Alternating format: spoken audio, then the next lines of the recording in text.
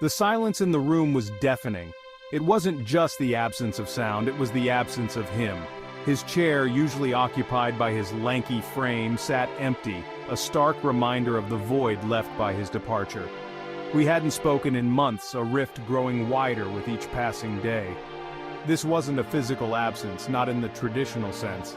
He was alive, somewhere out there. But the emotional distance felt insurmountable, a chasm too wide to cross. The pain of his absence, of his silence, was a constant ache in my chest. It was a different kind of grief, this loss of someone still living. It was a confusing cocktail of emotions, sadness, anger, confusion, and a sliver of hope, clinging desperately to the possibility of reconciliation. But as days turned into weeks, and weeks into months, that sliver dwindled, replaced by a dull ache of acceptance. They say that death ends a life, but not a relationship. The living carry the memories, the love, the pain, but what happens when the relationship ends while both souls still breathe? What do you do with the echoes of a love lost, not to death, but to distance, to silence, to the slow poison of indifference? The pain of physical loss is undeniable, a visceral blow that knocks the wind out of you. But the pain of emotional loss, of a love that slowly fades, is a slow burn, a constant ache that lingers long after the embers of the relationship have turned to ash.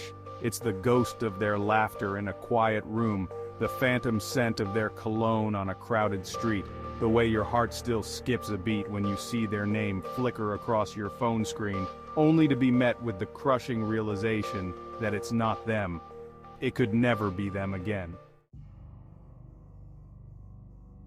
Silence can be golden, they say. But in the aftermath of emotional loss, silence is a heavy cloak, suffocating, oppressive. It amplifies the absence, making the space between you feel vast and insurmountable. It's in the unanswered texts, the calls that go straight to voicemail, the hollow echo of your own voice in the void where their responses used to be. Each unanswered plea, each ignored attempt at connection, chips away at your soul, leaving you feeling small, insignificant, invisible. The weight of their silence becomes a burden you carry, a constant reminder of their absence. It's a heavy weight to bear, one that threatens to pull you under if you let it. Memory is a funny thing. It holds on to the good, the bad, and the indifferent, weaving them together into a complex tapestry of the past. After a loss, whether physical or emotional, it's easy to get lost in the threads of memory, clinging to the good times, the laughter, the shared dreams.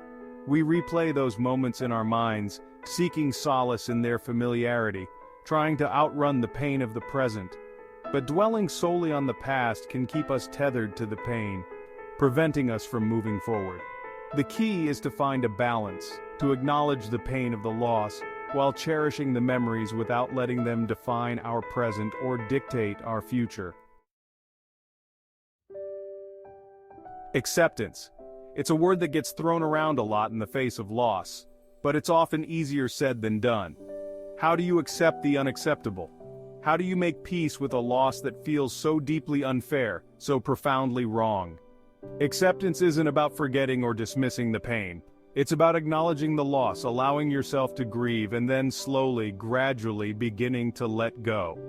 It's about understanding that some things are beyond our control, that sometimes, despite our best efforts, relationships end, people change, and life moves on.